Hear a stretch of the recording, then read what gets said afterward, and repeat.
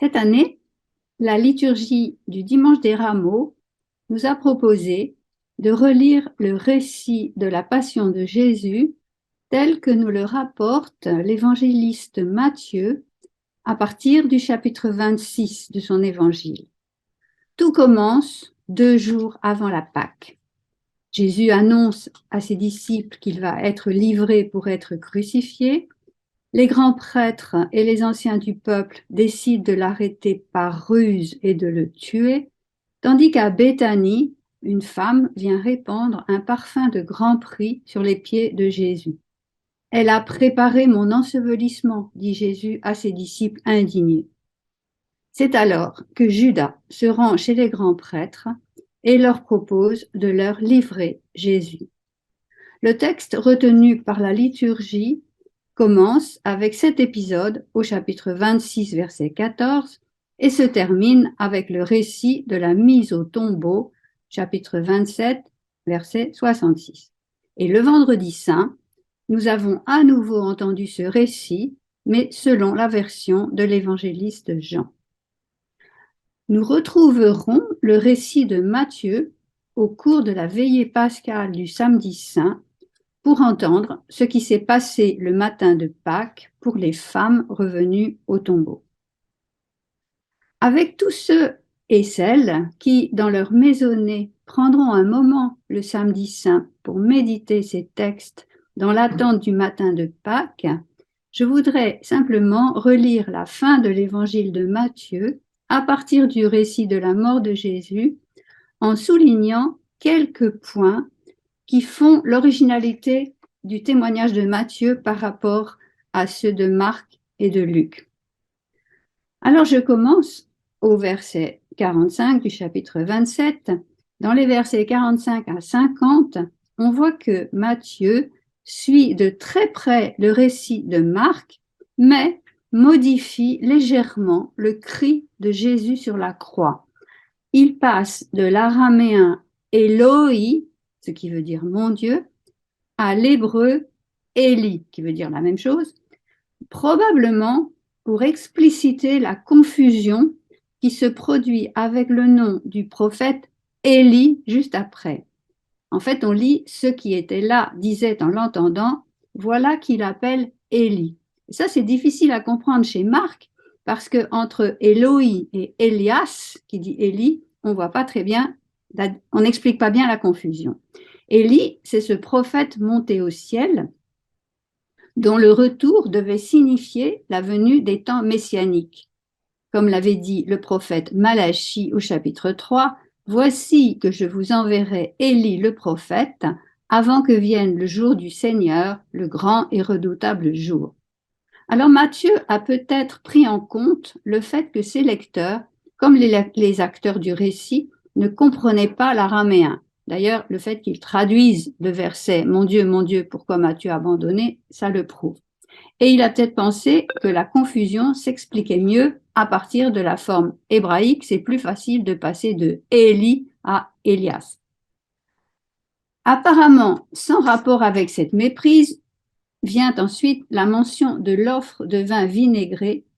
Alors, elle fait peut-être écho au psaume 69, verset 22. « Pour nourriture, ils m'ont donné du fiel, pour ma soif, ils m'ont donné du vinaigre. » Mais l'opposition entre celui qui court chercher une éponge imbibée de vinaigre et ceux qui lui disent « Attends, on va voir si le prophète Élie va le sauver », on voit bien qu'ils sont dans l'attente de la venue du prophète Élie et de la reconnaissance de l'identité messianique de Jésus.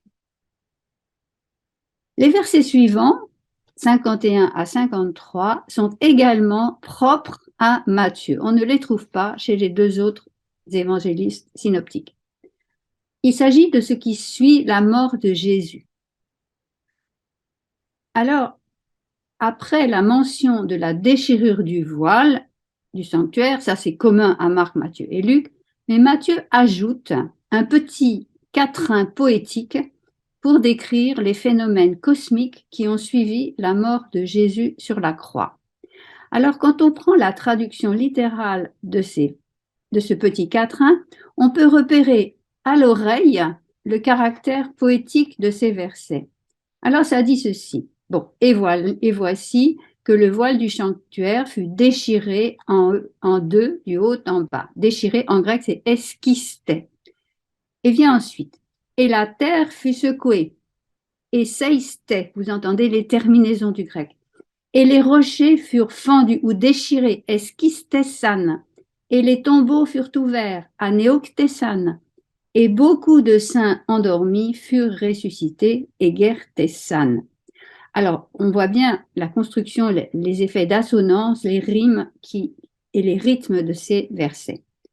Le verset qui suit prolonge ces derniers événements et la manière de le comprendre dépend de la ponctuation. Le verset dit ceci.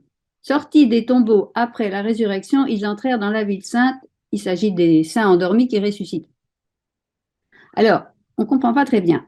Il y a un grand exégète américain qui s'appelle Raymond Brown qui propose ceci. Il propose de dire « Et sortis des tombeaux, virgule, sous-entendu, le vendredi.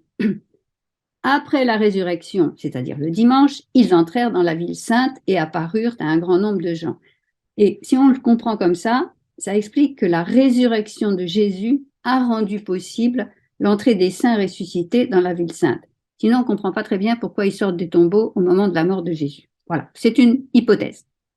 En tout cas, ces phénomènes cosmiques relèvent de ce qu'on appelle l'imagerie apocalyptique, selon laquelle l'ouverture des cieux et les bouleversements cosmiques sont le signe d'une révélation de Dieu. Apocalypse veut dire révélation. Dans la mesure où, pour l'Antiquité romaine, les dieux se manifestaient fréquemment à la mort des personnages importants, on se souvient des éclipses qui se sont produites à la mort de Romulus et aussi de Jules César, eh bien, la mention de ces événements, a priori, ne devait pas poser de problème au lecteur de Matthieu. En tout cas, nous avons ici 4 phénomènes terrestres, en plus des ténèbres sur toute la terre et de la déchirure des cieux, 4 phénomènes terrestres qui sont autant de réactions de Dieu à la mort de Jésus. Après le signe dans les cieux, les ténèbres, viennent les signes sur la terre, la déchirure du voile, le tremblement de terre, les rochers fendus, puis les signes sous la terre, les tombeaux ouverts et la résurrection des morts. Alors voilà des signes qui, en quelque sorte, constituent la réponse de Dieu à ces railleurs qui, au pied de la croix, avaient demandé un signe des cieux. C'était au chapitre 27, verset 49. Un autre passage intéressant pour montrer l'originalité du texte de Matthieu, ça concerne la confession du centurion romain et, dit Matthieu, et de ceux qui avec lui gardaient Jésus.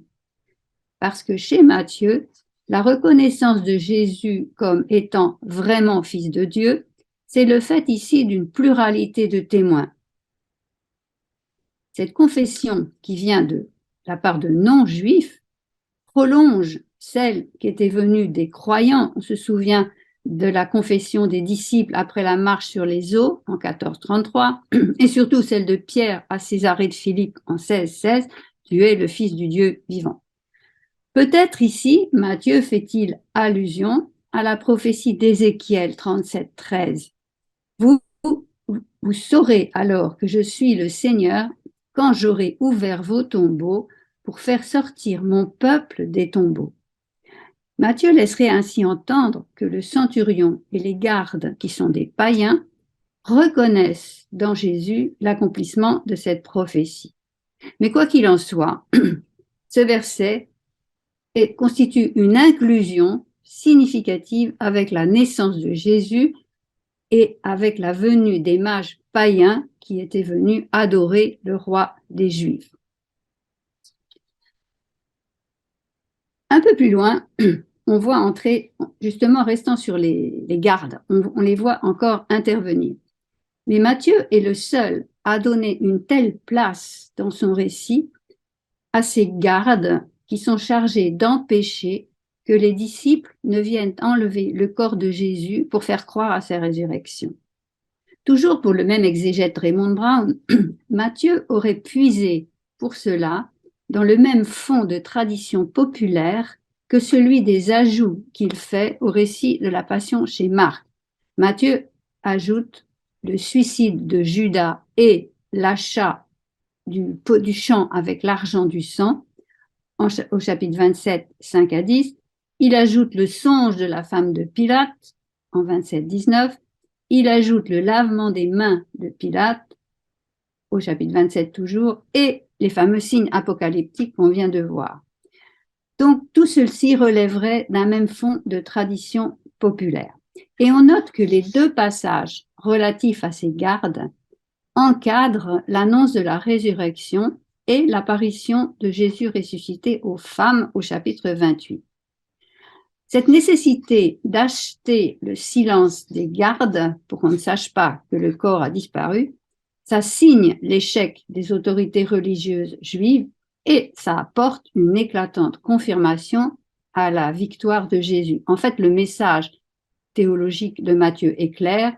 Dieu fait triompher le Fils sur les ennemis, même quand ceux-ci représentent en apparence la toute-puissance de Rome et les autorités suprêmes des Juifs. On peut voir encore que ce sens théologique se construit pour Matthieu à partir d'un même schéma, on peut dire, qui va de la naissance de Jésus avec l'étoile qui conduit les mages jusqu'à la mort de Jésus et ses bouleversements cosmiques. En fait, on voit qu'une même structure en 5 épisodes qui forment un schéma alterné entre des épisodes qui présentent des personnages favorables à Jésus et des épisodes présentant les ennemis de Jésus. Je m'explique. Dans le récit de la naissance, des 2 premiers chapitres de l'Évangile, si on prend les différents épisodes, il y en a 5, eh bien, le premier, le troisième et le 5e mettent en scène Joseph et Marie, par définition favorables à Jésus. Mais en 2e épisode et 4e intervient Hérode, qui se pose d'emblée en ennemi. Eh bien, pour le récit de l'ensevelissement de Jésus, les épisodes 1, 3, 5 font intervenir les disciples et les femmes, tandis que les épisodes 2 et 4 font intervenir les grands prêtres, Pilate et les gardes. Autrement dit, une alternance d'épisodes positifs en faveur de Jésus et d'épisodes négatifs. Et cette structure fait apparaître que l'élément négatif n'est pas premier, mais au contraire sert de repoussoir en quelque sorte pour montrer ce que Dieu peut vaincre. En fait, en dépit de leurs intentions meurtrières contre le nouveau-né roi des Juifs, Hérode, les grands prêtres et les scribes ont été contrecarrés dans leur projet et l'enfant est revenu sain et sauf de l'exil en Égypte. Et de même, en dépit de la tentative des grands prêtres et des anciens de maintenir le roi des Juifs dans son sépulcre, eh bien, le Seigneur est sorti vivant de son tombeau. Alors, on voit que dans le matériau que Matthieu a rassemblé autour de la naissance et de la mort de Jésus et qu'il a mis au service de sa théologie, on trouve une cohérence qui suggère une source d'une autre nature que l'évangile de Marc et de la source qu'on appelle la source Q, qui est commune à Matthieu et Luc. C'est-à-dire une source qui reflète une dramatisation populaire à la manière des récits de l'enfance et de la passion qui se sont développés depuis lors, au fil des siècles, autour des personnages du récit, les mages, les bergers, Judas, Barnabas. Et on en a un bon exemple dans les jeux de la Passion qui étaient représentés sur les parvis des cathédrales au Moyen-Âge. Voilà.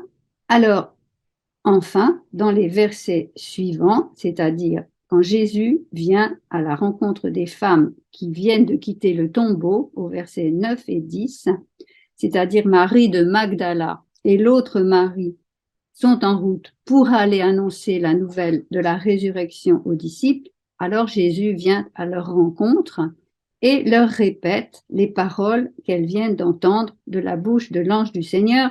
D'ailleurs, ce même ange qui était apparu à Joseph au début du récit pour annoncer la naissance de l'enfant. Et ces 2 versets 9 et 10 sont propres à Matthieu également, et ils prolongent la scène qui vient de se dérouler au tombeau, scène dans laquelle on retrouve tous les éléments d'une théophanie de l'Ancien Testament, à savoir une apparition céleste, l'ange du Seigneur, une réaction d'effroi au verset 4, mais très paradoxalement, ici, ce sont les gardes qui deviennent comme morts. Et ensuite vient une invitation à ne pas craindre, une révélation et une mission, aller annoncer à ses disciples, etc. Et tels les mages à la vue de l'étoile qui les conduit jusqu'à Bethléem, les femmes courent toutes joyeuses pour partager leur foi. Et Jésus se manifeste aux abords du tombeau comme en réponse à leur foi. Alors je souhaite un bon samedi saint à toutes les maisonnées en Creuse et pas qu'en Creuse qui seront réunies dans une écoute et une méditation de cet évangile. Et joyeuse Pâques à tous et à toutes.